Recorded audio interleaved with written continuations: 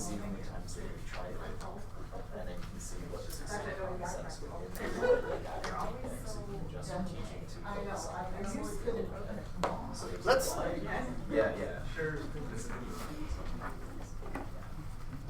Let's remember to share the screen, John. All right, I can do that. Thanks for the reminder.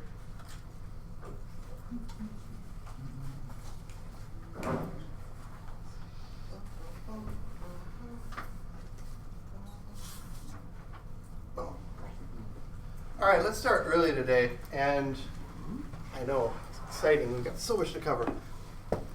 Usually I ask people if they have questions they want to talk about, things like that, but instead we're going to have a quiz.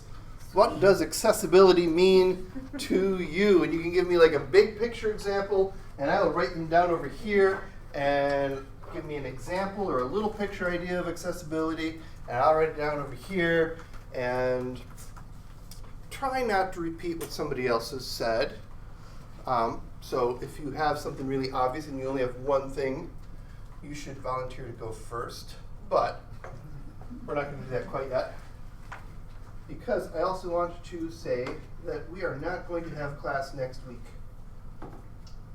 or lab, because there is an event at the Discovery Building in the DeLuca Forum on inclusive teaching, evidence and practice. Those of you who may have been to our lab on inclusive teaching last spring, we had Marcus Brower come in from psychology. He's talking about, he shared like 6 principles that you can do. We have the activity sheets somewhere in our archives under modules that you can go back and look at. But this is, it's kind of fun the way that he talks about it, because he'll say the thing, he'll show you the research, he'll share he'll break it down a little bit. He's familiar enough that he can answer questions about the details of the research that I can't. I just share the big idea. And it's cool. Big downside. The DeLuca Forum only holds 130 people, the way that we have it set up.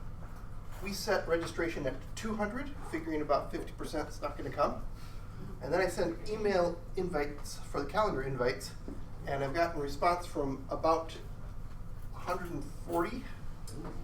So it's technically full. Figuring that the 85 that didn't respond probably don't use Outlook on their as a calendar thing. But they probably still won't show up, whether they do or whether they're registered or not. So you should come next Friday and just show up and stand on the outside, and we're going to try to talk to the WID people.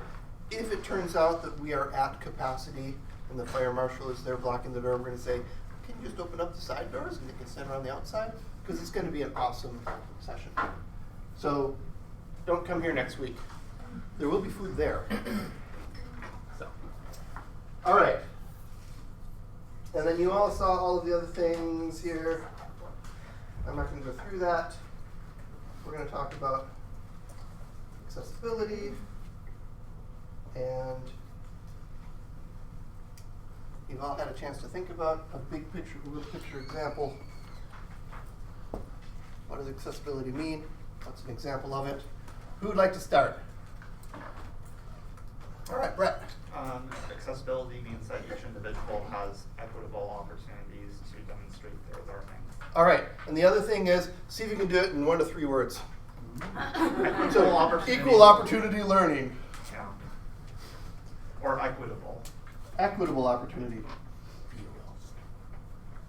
All right, and then somebody sitting right next to Brett on one side or the other. You get to go next. No known obstacles.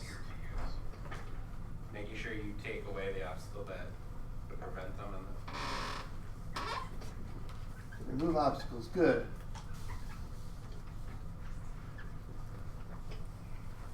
Karen. Big picture, little picture, accessibility. Anyone can access. I guess that's similar to the others. I don't want to say it in a few words, you know me. Regardless of the situation. All right, situational. Yeah.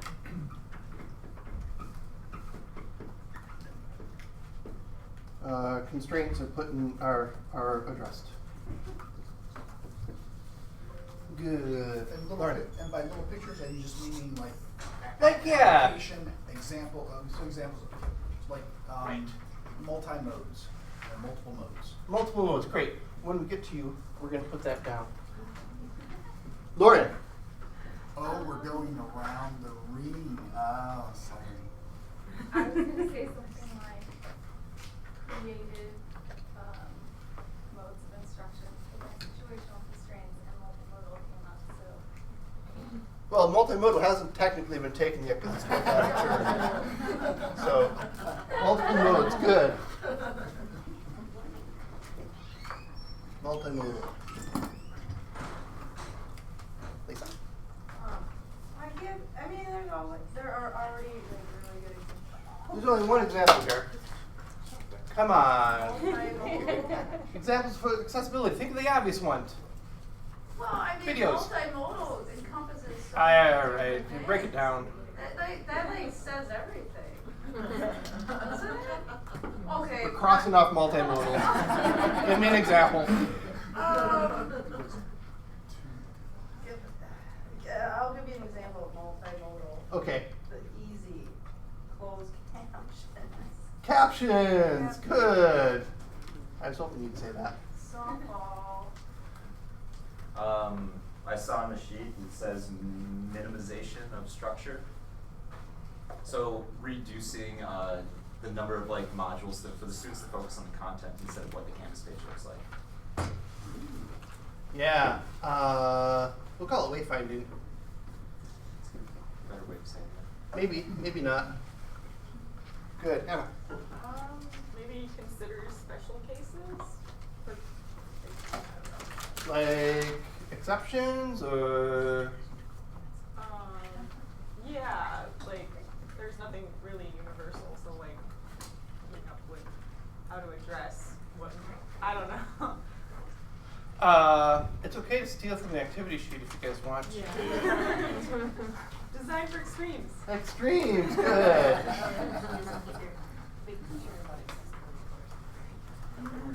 You know? Yes.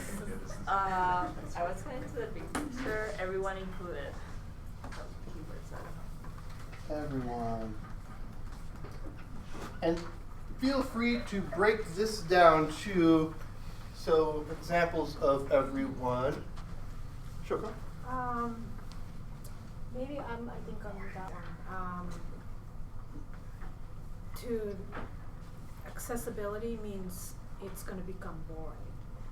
Means it's going to be boring? Yeah, like too much structure, script, and then hard to do like breakout rooms and then like on the spot and go. So keeping it simple? No, keeping it like interactive. Because if I have to do like scripting everything, then that becomes, you have to have lack of spontaneity. Adaptability, spontaneity. And I think the point being is you're asking what do you think of when you hear the word accessibility? And yeah, as a developer of training material, as soon as I hear accessibility, my shoulders kind of slump because I know that takes a lot of kind of stuff off the table. There's a lot of the video options that need to be stopped and broken down. You need to be put So into I struggle with the balance. Okay. And a lot of times the scripting version trumps the spontaneity. I like that idea of balance. I like the idea. I'm not good at it, but I like it. Holly.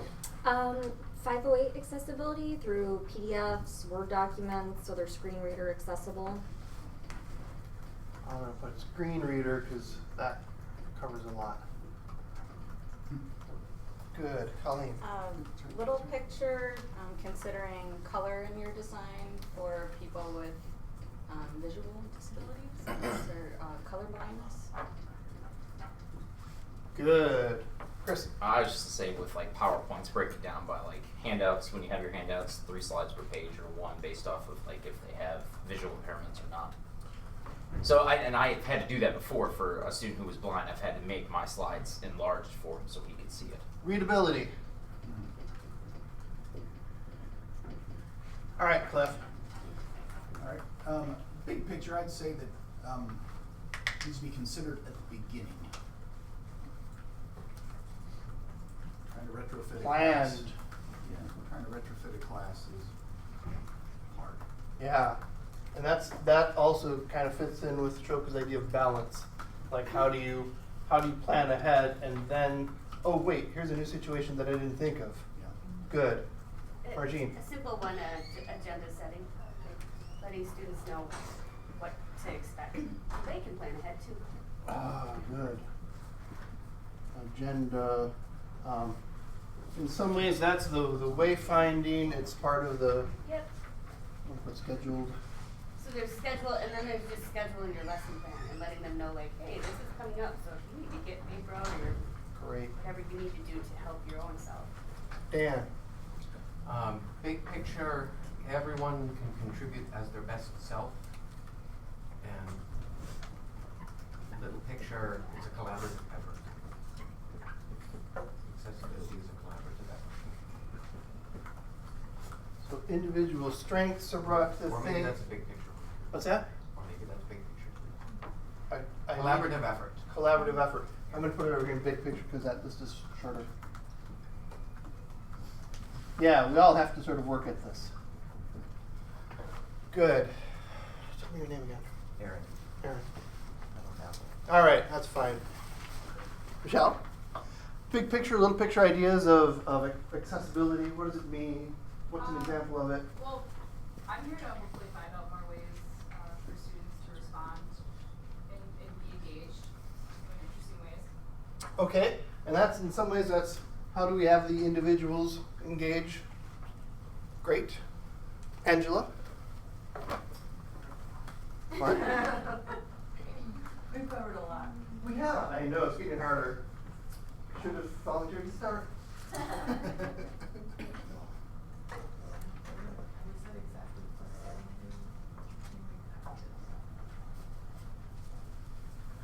think flexibility would be something. Flexibility.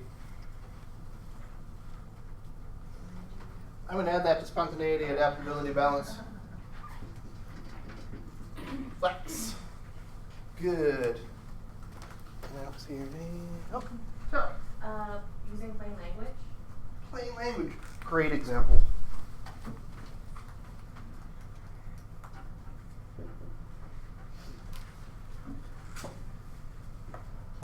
Erwin. Got nothing. JT. Financial accessibility. Oh, cost. Does that trigger any, that's actually probably over here. Does that trigger any individual ideas? From you, Margaret. Well, I think you covered it, John. I haven't covered any of this, so you guys, this is all you guys. Brett? I started out. He started. Oh, right. Austin. Maybe having like different spaces in the room, so like options to sit in the front if you need to see or hear better, or have a wheelchair space or something. Good. And even, well, I'm going to build on that later. I don't want to take any of these people's ideas. Lauren. This might go with everyone, but I was thinking improving for one is better for all. So for example, if you make your slides bigger so that a particular student can see it, there will be other students that probably benefit from that or whatever. So.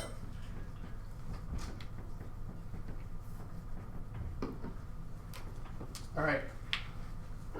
Andy. So, including diversity as part of accessibility. Accessibility is not just about disabling or disability or removing. Thank you. It's about inclusion. Yeah, and there's more even than that too, right? Adam. Something really basic is just browser OS accessibility. Can you Right. access the information in the first place? Yes. Browse in and put tools. Also very basic, so and it goes with different spaces, but physical accessibility, like righty and lefty desks or lab benches that everyone can reach.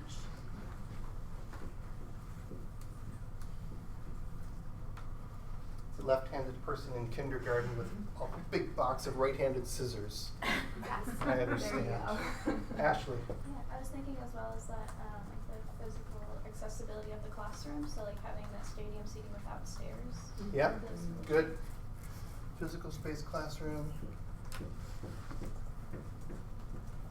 Got anything, go ahead? Yeah, I was thinking, little picture, strategically using images or like marking them as decorative or adding alternative text in Yeah, their alt design. text. Good. Any other ones that, all right, yes. Big picture, comfort for the students. and Comfort. learners. Comfort, yeah. Great. Holly. Yeah, talking to the particular student and hearing what their needs are, not just presuming that you know what their needs are. And also they usually have been through this before, and so they'll have ideas about what's worked and what's not worked for them. So listening to the people. Ask them, yes, great. Who else had their hand up? Margina. And this goes along with Sandy, just lots of different kinds of representation, images, and making sure examples include lots of different representations, especially in disciplines that have traditionally not very much diversity and representation included. Multimodal representation. Good. Jane, we're thinking of different examples and tools, ways that we can, what does accessibility mean to you? Big picture or little picture examples that you've seen or heard of or thought of? Stephanie, got any? I just wanted to mention basically the multimodal, because some people are just easier understanding something by listening, some people learn easier by seeing something. Good. So variety, I'm going to add that to. So it's also like multisensory is, I think, so multimodal, multisensory are two different things, but what you're describing more is like sensory. And it's a design standard for accessibility. Multimodal, multisensory is like a large arcing design standard. Great. Yes, we're going to get into that as well. Alicia. Along with ask and comfort, I think just having like on your syllabus in a very plain place, if you need accommodations, this is what you do. So people don't feel like they're making you go out of your way to help. You're doing it because you want to, and it's there and it's easy. Yeah, offer the resources. Things like that. Yeah. I think one thing that's missing in all of this is a great idea is just tutoring. Is what? Having the option of individual tutoring or like tutoring through the university services if you need additional accessibility. Sometimes it's a really big headache for the instructor. Shouldn't be, but sometimes it is to revamp a course where there are 340 students. Yeah. To accommodate 5. This is accessibility is really hard in those big classes, isn't it? We're going to start to transition now because it's easy to teach like a handful of people because I can get to know what your needs are and then I can adjust on the fly and say, oh, let's do it this way. Oh, for example, you're interested in this. It might mean look like this to you, or what are some ways that you'd be working on this, Colleen? I can address those individually. When I see a sea of faces out there, it's harder and harder to get to say, all right, 17th student in the 14th row. I have no idea who they are, what their interests are, what their needs are, so it gets a little bit trickier for me to be able to make my content accessible. And in some ways, that's where planning comes in. Are there ways that we can build in at the beginning of the course ways to make it easiest for everyone, for the most people? All right, you guys all passed the quiz. Good job. Sorry, it didn't look like the quizzes that you wanted to see.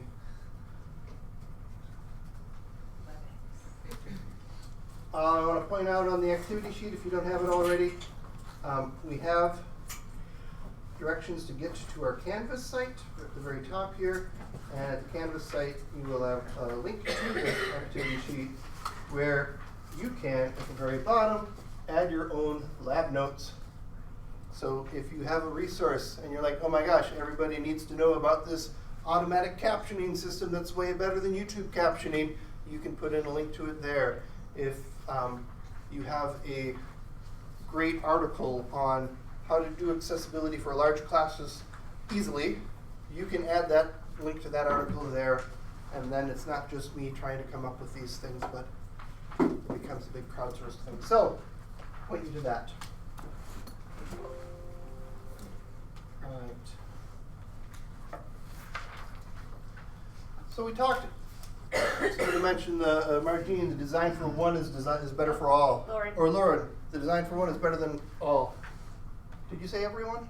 No. No, I did the agendas. Oh, all right. Well, planning. Okay. Planning for those extremes, designing for those extremes. What are the things that one can do even before the class starts of these?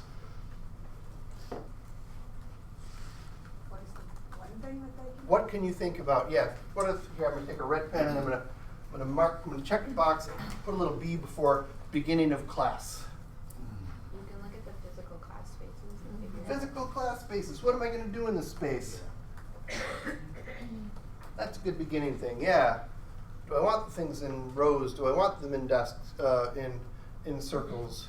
Can I change that? Lauren. Before class, ask your students if they need anything. Yeah, and again, putting it on the schedule or on the syllabus. If you need accommodations, here are some resources. And also, if you need anything beyond that, let me know. Margaret. One of the things I always do is look at the learner engagement strategy and figure out what activities that I have planned, and then before you get into the rush of the term, look at those and find alternatives. As you get the information about who's enrolled, you may then be able to implement, alternative engagement activities, participation activities.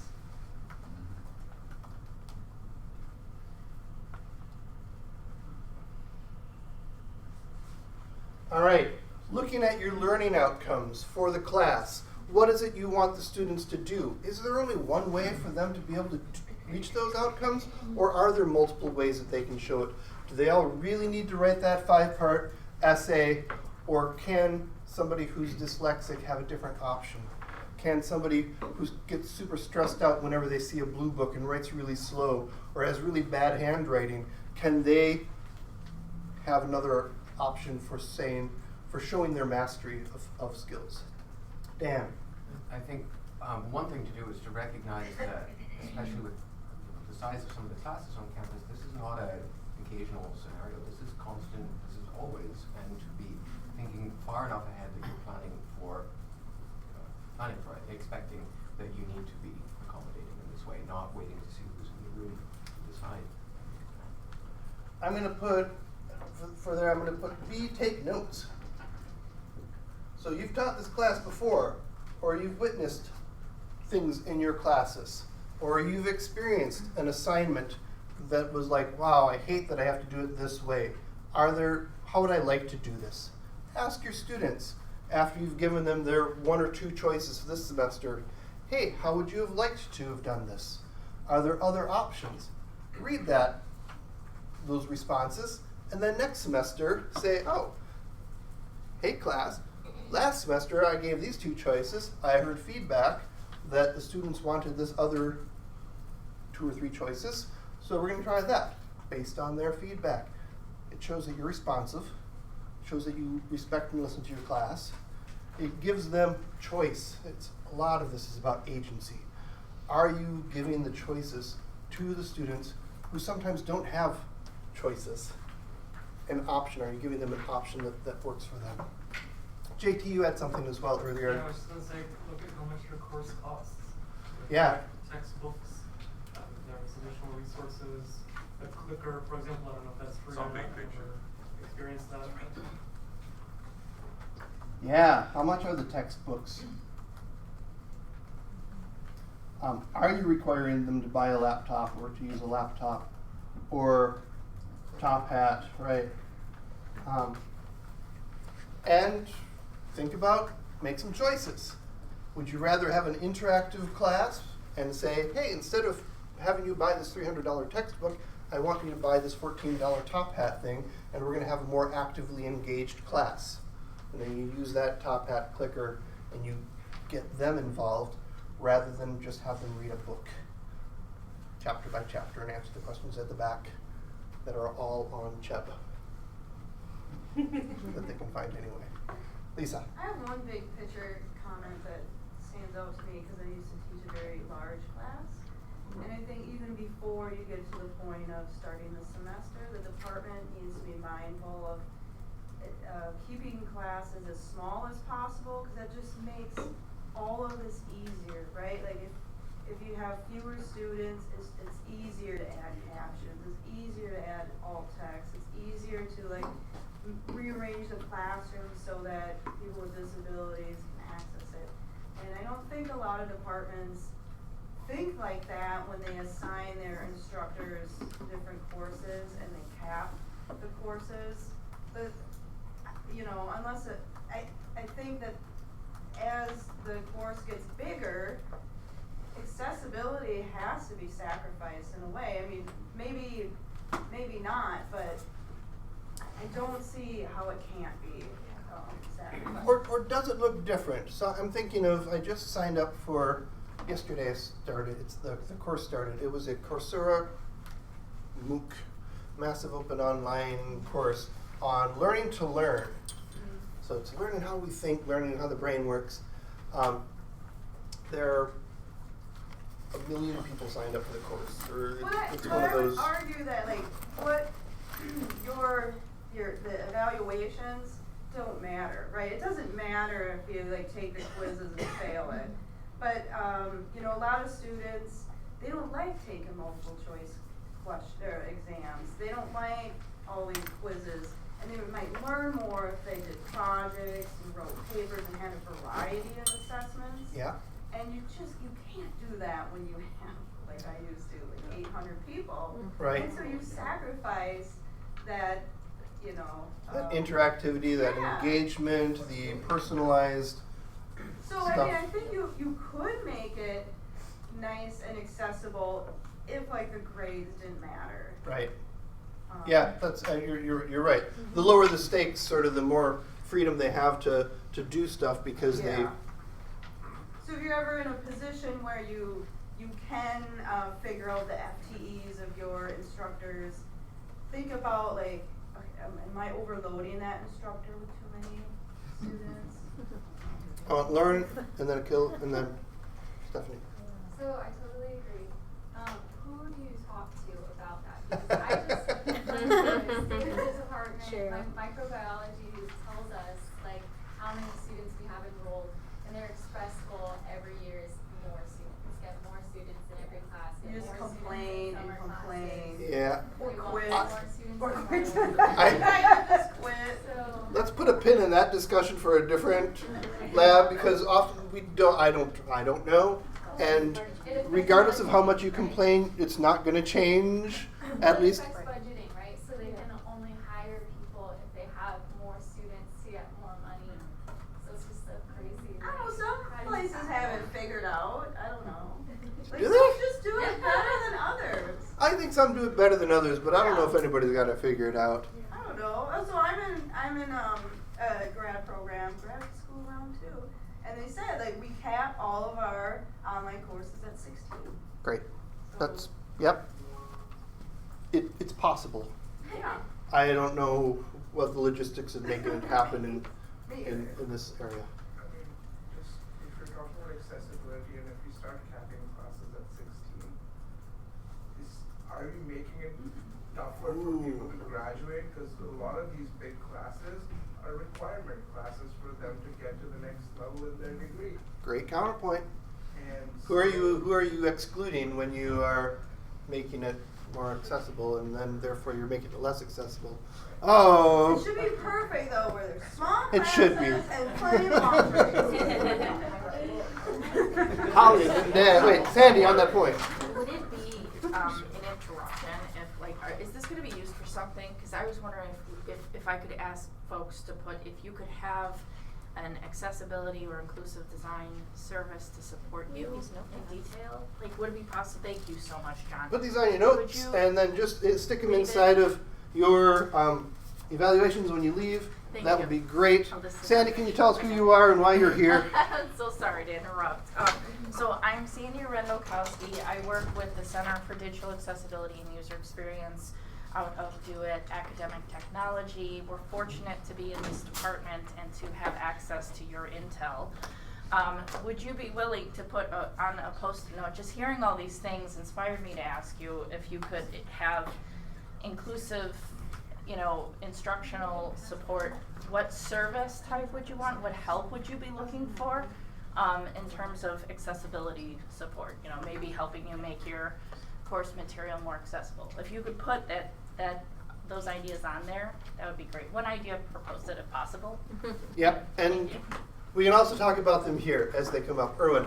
I just want to piggyback into what Sandy said. I'm designing a workshop based on the input that we got from the latest cohort, and one of the latest cohort of instructors that came into W. Madison and the College Okay. of Arts and Science. Great, thank you. Around 450 instructors. And I was going over their feedback, and the most common question they had is how to meet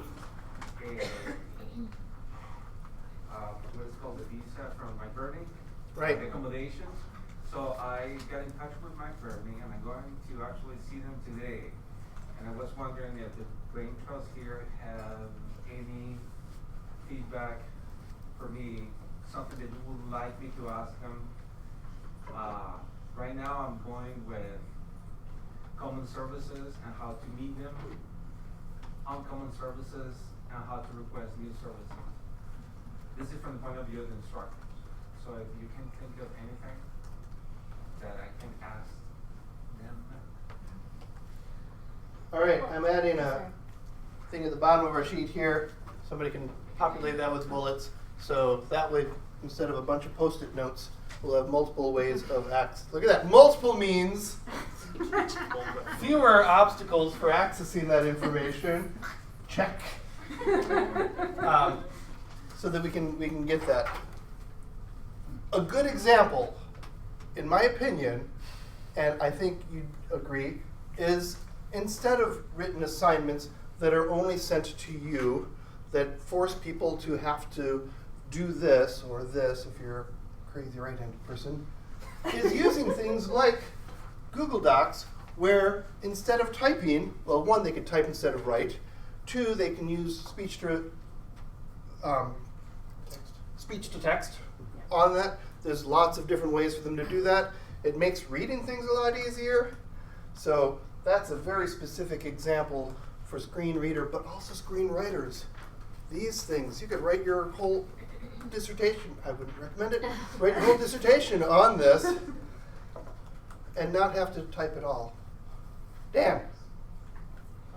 I'm just going to comment on what I had suggested for the board. One of them was collaborative, and that's kind of what I'm hearing is that people are talking about different services that are around campus. And Yeah. I think what's really key with this is realizing you're not alone planning your course and thinking about accessibility. That there are a lot of resources on campus and different organizations that can you can check in with LSS, see digital accessibility and user experience group. Did I get it right? Yeah, we're only a year old. That's why you haven't heard of us yet. And McBurney and other places, and not to mention other faculty that you work with, and not, and not to think of yourself as being having to solve all these problems by yourself and invent this all yourself, but to be, the more you ask these services for assistance, the more they will need to build their capacity to meet the requests they're getting, and the more that will, resources will be available. Awareness is a big part of it as well, right? It's not just is McBurney aware or is your center aware of the needs? Are other instructors aware of what others are doing? Are there ways that we can learn from each other? Stephanie.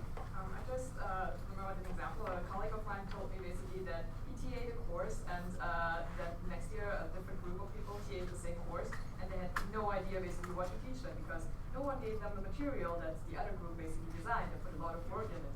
So I also don't know if there is a way of like sharing like TA material for different courses. Yeah, reinventing the wheel. How many of you have rebuilt a course that was already good, and then you found out that the course beforehand was already pretty good, and oh, if only I had access to that course. I think it happens quite a bit. Or maybe the whole course wasn't necessarily good, but there were certainly parts of it that I didn't have to redo myself. Good. Holly? I was going to suggest if people are interested in accessibility, there is a disability studies group on campus that I'm a part of, and I'm sorry, I can't access this because it was full and I didn't register on time, so I'm not able to get online. Just to let you know. You can't access it. When I tried to sign up, I tried to enroll and it said it was no more spots available. Anybody else? Okay. In the Canvas course? Yes, in Canvas.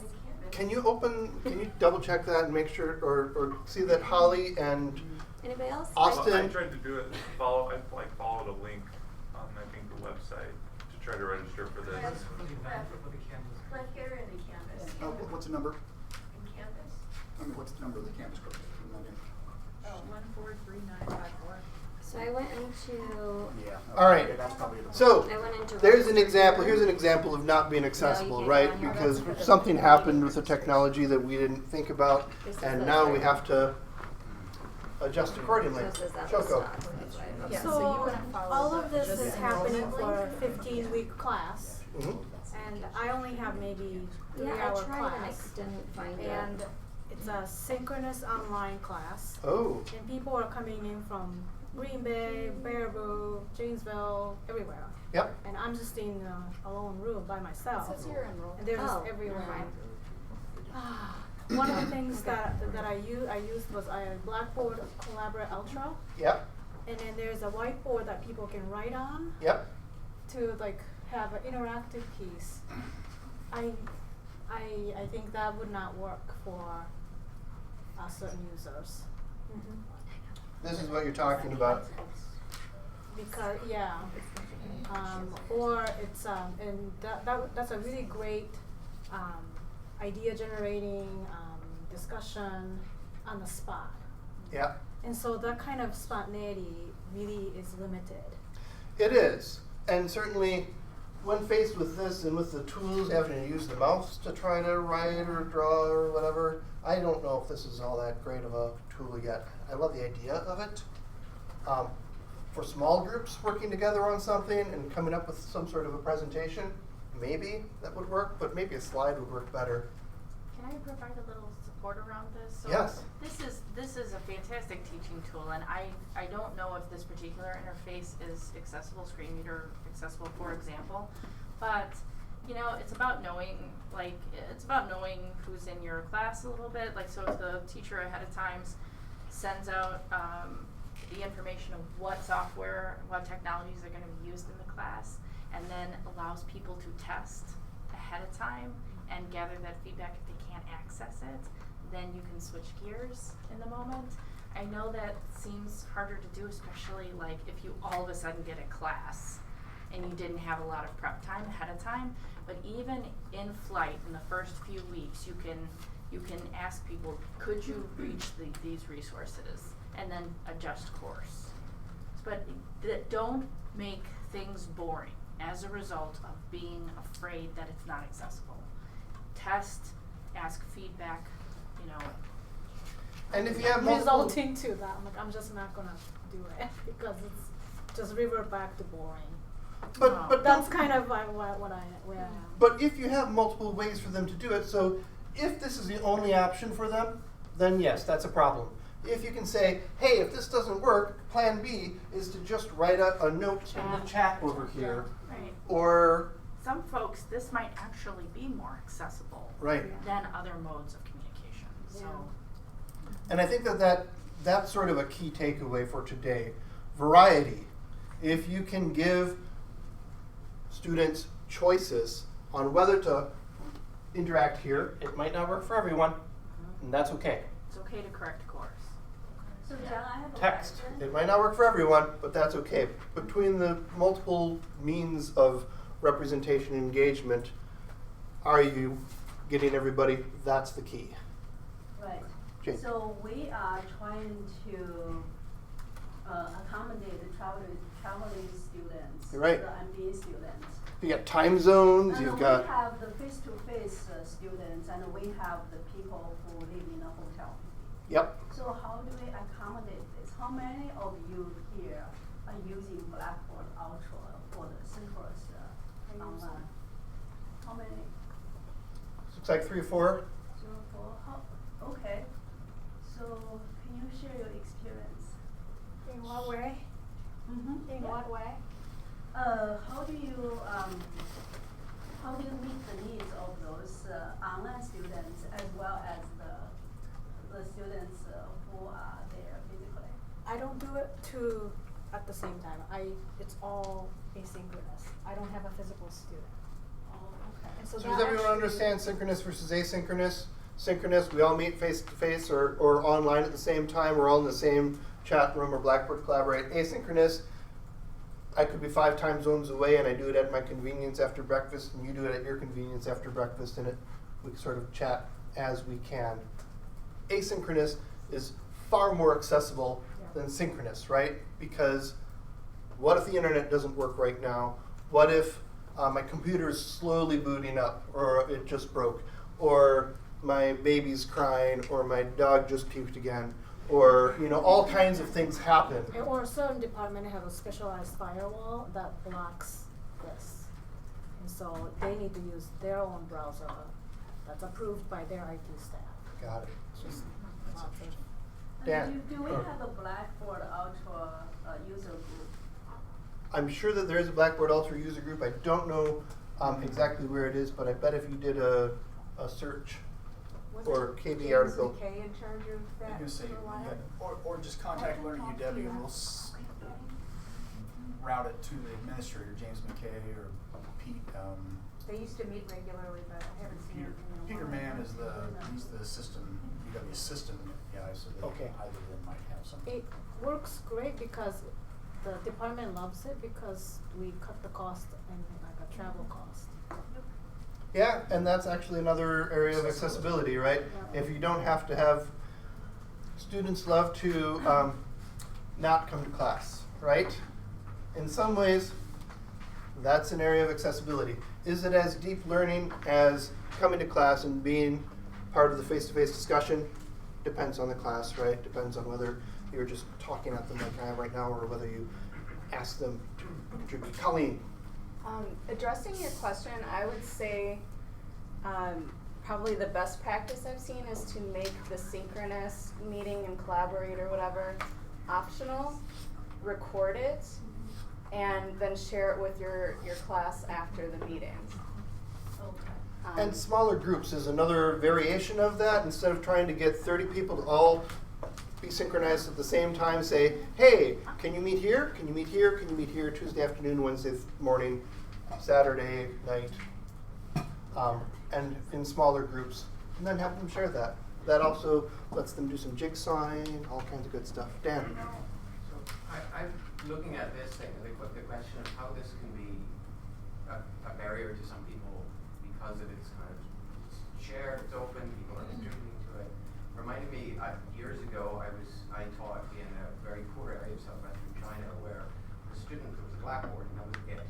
And the students, the barrier to accessibility to the blackboard, the students couldn't afford eyeglasses. And so they would share eyeglasses across a row of students. And there was just so like one person would look at the board and they would pass it on to somebody else. And watching that happen, I realized that, what was the point of just writing it on the board? I could say it out loud at the same time. Write it and say it. Write it and say it. And Yeah. that's kind of spontaneous reaction, like, oh, I see there's something, it's an issue, what's another mode that I can provide to these students? And then at certain times in the year, it was so humid, the chalk would explode. You couldn't write on the board. So at that point, you had to find another way of accommodating, which was like, okay, I'll say it, and I want somebody in your group to write it down, and then they can look at it.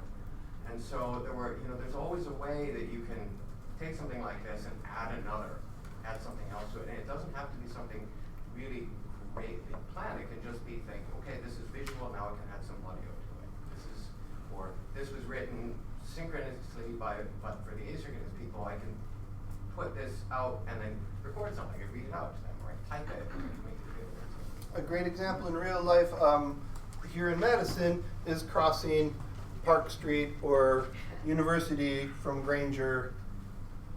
You see the light flashing, you see everybody else. Mode 1, the light flashing. Mode 2, everybody around you starting to move or not move. Mode 3, it's safe to park, to cross park. It is safe to park, you hear that little visual chirping that tells you something is happening. Great example, 3 modes right there. Stop sign, another great mode.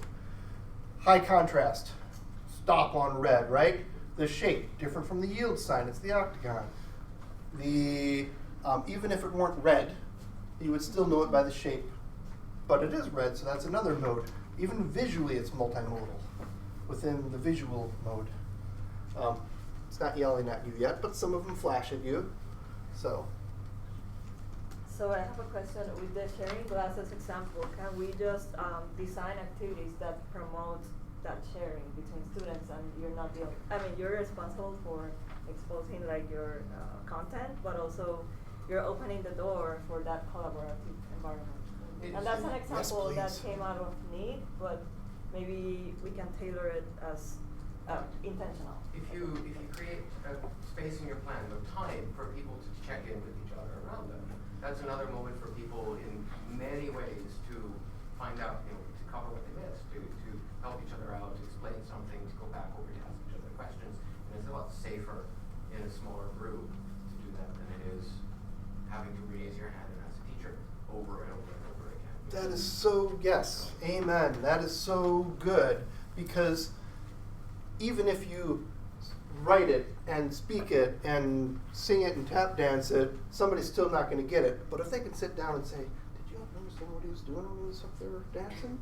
Like, oh, he was explaining the da-da-da-da-da-da. They can get it in that mode that you might not have gotten. And so it's fantastic. Built-in backups, I guess.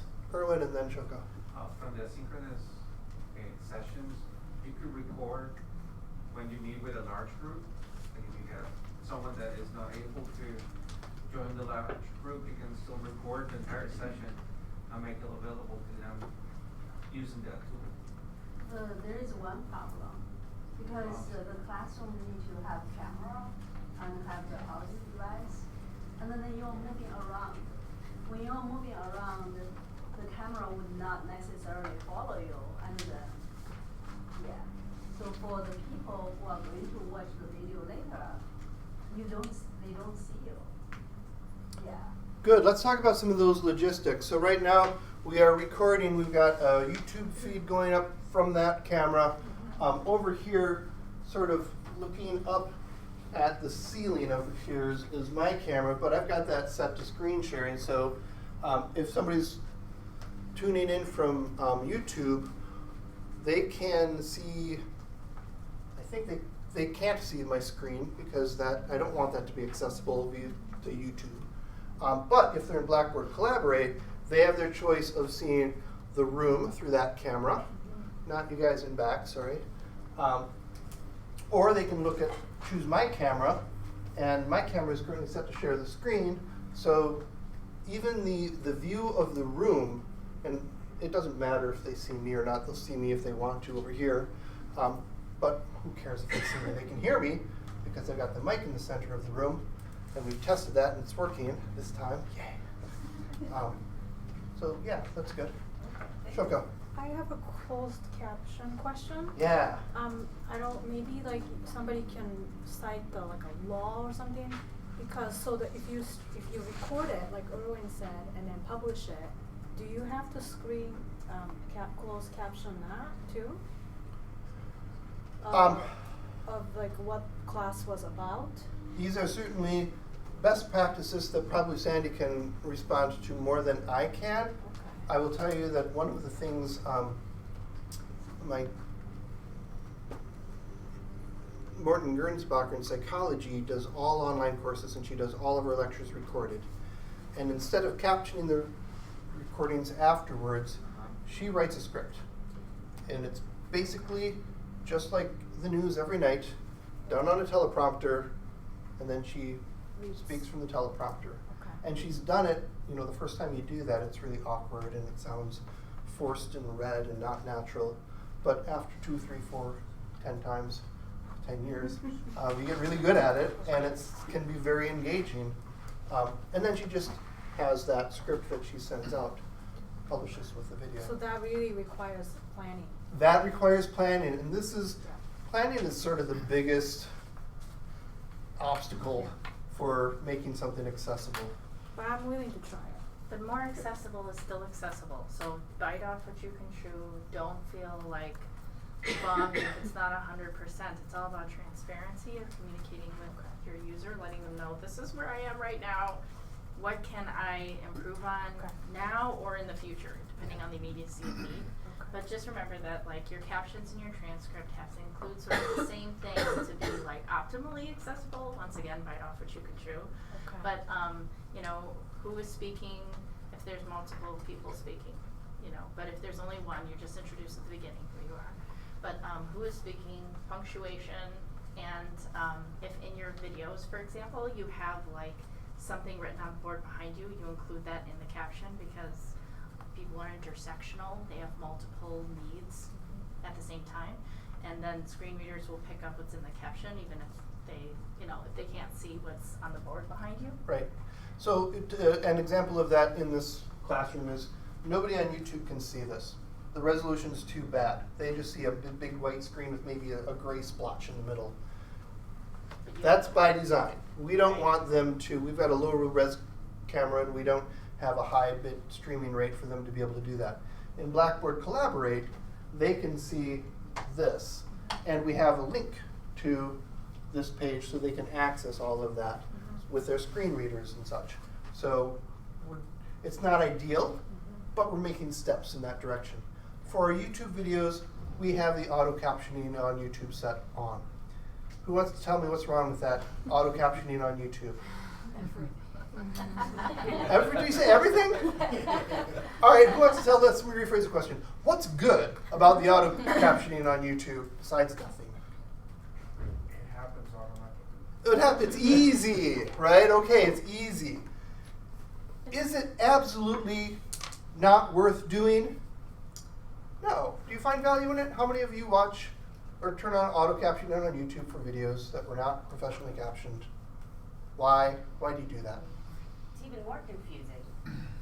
Now you're having like cognitive dissonance. No, I'm saying why do you do that, Margie? Not why don't you do that? Come on, help me out. Hey, there's a good thing about YouTube auto captioning in that at least it tells you it's auto captioning. Like transparency to the user is key. Yeah. So you have to know what you're getting going in, and if you don't know what you're getting going in, whether you're clicking on a link or you're turning on auto captions, that's disrespectful to the user and their time if they don't know going in what to expect. Okay, so good. It's good that it's transparent. Akil, you had something? Sometimes when you don't have headphones, just having captions on videos which are not professionally captioned, this helps. You know, you have your screen on, you just wanted to see what the speaker is saying at that point in time. It's very useful to have that. It's still multimodal even though it doesn't have punctuation, speaker A, speaker B. It's a step in the right direction. I can only imagine Google's going to get way better at this because they've gotten way better at everything else they've tried out that was terrible at first. So I think it's worth going in that direction. Colleen? I would like to offer something. While it is good that they have the auto captioning and it will only get better, back when I taught, I had a student who was completely deaf. She had a sign language interpreter with her. And when I would show educational videos from YouTube, some of them were automatically captioned, and I mean, it was every other sentence where what we were learning lost meaning for her, and I just saw her shut down. Yeah. So definitely do not completely rely on that auto captioning. Good. Yeah, it has to be edited, and if it's not, that's the thing that's hard. If it's not your content, if you're like linking to something, and there isn't captions available, like you need to make some, or once again, transparently communicate with your users ahead of time. I'm going to be showing these videos. Does anyone please email me if you need detailed captions, and I will make that happen. And YouTube lets you do that. You can download the captions, you can clean them up, you can say, oh, this makes no sense as a big stream of consciousness thing, let's add some punctuation, let's say speaker one, speaker two, Yeah, and et cetera. student accommodations, if a student needs it, McBurney does do accommodations for that, and we also have we have 2 contracted captioning services on campus. The department would need to kick in for captioning costs, and the student needs that as accommodation. There's also McBurney that would help facilitate that. But I am hearing that a guide on McBurney, services and like wrapping up sort of the process of how you go about it. McBurney has a lot of information on their website that they are thinking in terms of rounding up some of those things a little bit for instructors more. Great. Erwin, then wait, Angela, building right off of that? Oh, just for McBurney, I heard from a student that in order to get a visa, they have to pay money. What? No. Is that true? No. Okay, I wanted to verify. Or like there was some, is there a barrier to getting a visa at all? Like if you have a student who doesn't? You just have it's the same thing if you're a student employee and you need to get accommodations. You just have to show, you have the documentation from your doctor, or right. It's not a barrier. Is all. I guess my question is, because a lot of times McBurney students think they have to have McBurney to get accommodations in a class, and I try to make it clear to them, no, Yeah. you're all able to talk to me about That's a great point. So, Yes. As a standard, McBurney is there to offer accommodations. If the faculty member doesn't need to go that route and can facilitate accommodation with the student without needing to, that's great. That's totally fine. But if the student needs support and you're at a point where I just don't know what I don't know in terms of what options are available, McBurney's fabulous about that. They're consultants that meet with the students and figure out what accommodations work with their need. They're amazing, 5-star. For students that go and work with them, I hear nothing but good things, and I did user testing for it. So if you are super planful, you may never have to deal with McBurney ever, because your course is so multimodal, so accessible, so many options, that you will never have that exception, that need for accommodation. Probably not going to be the case. Margine and then Holly. And I want to make sure, and Sandy, correct me if I'm wrong, but I'm pretty sure that McBurney services students who have a recognized disability that falls under the federal IDEA law. So that means they would have to have documentation. And that also means that when we say accommodations for those students, those are legally mandated. But that doesn't mean we can't accommodate for students that don't have McBurney or don't have a identified disability that falls within that IDEA Act. There's lots of different hidden disabilities. There's also just different needs. And, and students' needs wane, who knows, they might be having a bad semester. And that's not a protected disability, but it is something we can take into account. And McBurney doesn't send people away. They know UHS and what support structures exist, and they bridge the students to where they fit. Even if the federal accommodation definition doesn't fit what they need, they're gonna give them what they need. They're gonna help support them and get them where they don't turn people away. So I want to point out at the top of the activity sheet, in the link on the UW Medicine Campus-wide Disability Survey, this is data that it's a little bit older right now, but if you, 2014, I think, somewhere around there. But if you look at a lot of these disabilities, the ones that students have and then the ones that staff think that they have, there's a disconnect there, and that a lot of the disabilities that we have in our classrooms are invisible. We can't tell by looking at people because they're not in a wheelchair, they don't have the white cane, we can't tell. They've got learning disabilities, they've got chronic health conditions, they've got a visual impairment, but it's not so noticeable that you can't tell if it's just reading glasses or if it's something more. So a lot of what we have to deal with as we're trying to make our content accessible is I don't even know what, again, we have to ask. And they're not all going to be like, oh, hey, by the way, I have this disability. They're not going to be necessarily super forthcoming about it because a lot of people, they don't want it to be a thing. They don't want to be identified as, oh, there's that student with a learning disability or with the whatever disability. They want to try to do the best that they can and to play on equal ground as everyone else. And it's sort of our responsibility to make that equal ground more accessible for everyone. Shoko, and then we have just a few more minutes. Is there like a checklist? Is there a checklist? For like, I know we can't accommodate everybody, but it's like a bottom line thing that how to become a super planner checklist. Yeah, that's Andy agree. Does anyone know if there is a checklist? Sandy, thank you for coming so much. Not at all. This is awesome. So we are building more resources, and we're partnering with the Big Ten to bring in resources that all the schools have found are supportive of different folks, including instructors. But in the Google Doc, I did put in links to like accessible presentation and public speaking was actually written for instructors to use, so that like you can think about things ahead of time. It is a little PowerPoint Google slide centric, but there's also document accessibility in there. I also put a link to the center's website where you can do the contact form and we can consult with you on accessibility. If we do get a request from an instructor, we want to loop in an academic technologist with our accessibility consulting, because they'll be able to speak to pedagogical and learning design technology options, and we could help you with just generic accessibility that works across all modes and sensory platforms, if you will, technology platforms. So the presentation and public speaking doc is a good doc for what to do, like what to plan for before the class, and it certainly could be, it's a living document, it certainly could include more instructional information. We want to grow out our instructional support documentation and services. So I just need your ideas and needs, and we can build it out. The research is there.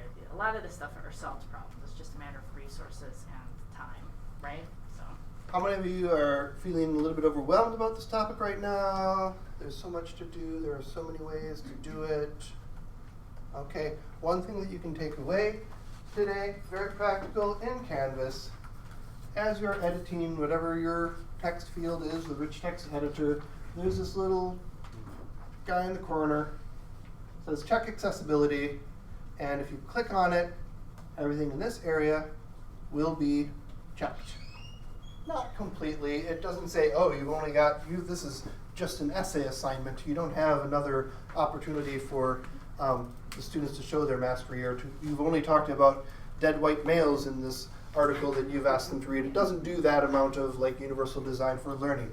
This is just, is it readable? Is it screen reader? JT? And Shoko, at the bottom of page 1, top of page 1 activity sheet, there's 6 or so links about different templates, different resources and guides about these types of checklists for accessibility, including the Truby and Man example. Okay. Also, in addition to the links that have already been provided, those are some other resources. Is that this guy? Yeah. Yep, there's that online little guy there. Erwin, you had something? There is an app called Scene AI that I had a student use in my classroom that has a visual impairment, and it's something that they can carry in their phone, and you point at things and it can tell you that's a coffee cup, that's a man smiling approximately, Yeah, accessibility is not just getting better from the instructor perspective, but screen readers are getting better. Visual identification tools are happening. Folks have more and more tools available to them to make their lives, from the user perspective, easier and better. And we should be aware of them, or we should start to learn to be aware of them. We'll never know all of them because it keeps on changing, but it's good to share and understand those. Brett? Just a plug, if people want to continue continue the discussion on universal design for learning in the Delta program. Next Friday from 12:30 to 2:30 in Union South, they're having an event called Universal Design for Learning, What, Why, and How. So it'll kind of complement some of the content here today, but really focus on activities, small group discussions, and reflections on how to practically incorporate some of those tools in classes. Yep, thank you for sharing that. Can you put a link to that on the activity sheet? Sure. That'd be great. I'm signed up for that, so I'll be there as well. Any last things before I make you fill out? Yes, Alicia. Well, we didn't really end up talking about it that much, but diversity is a big one. And just as an example, my last school, they decided to add an extra day on for final exams, so it was on Saturdays, which means that Jewish students, if they were practicing, couldn't go to that exam, which meant that that was a huge inconvenience for the professor, because final exam, like, it's a big deal, right? You have to like set aside separate time, and then you have to make sure they don't talk to other students and like all of this stuff. So including diversity, and you also made a really brief comment about like, oh, it's only old white guys in this paper that I assigned. Include other examples of what a scientist may look like, because I've only ever seen white scientists that are men, and I'm a woman in science, and that's hard. Or like, I've only ever seen this kind of researcher, or I've only ever seen, so like, remembering diversity is also a good thing. Yeah. Student success. Again, another plug for next Friday, the Inclusive Teaching Academy Fall Retreat and the DeLuca Forum WID Discovery. Marcus Barrow will be addressing things like that. Like, students need to see themselves succeeding. See people who look like them, who sound like them, who think like them, who act like them. Those people need to be highlighted. If you're not highlighting those people in your course, in your field, you're only going to keep attracting the kind of people that you do highlight. So, thank you all for coming.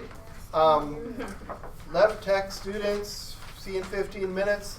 Everyone else, please check your little boxes and write a few comments here, and drop these off on your way out. Yes.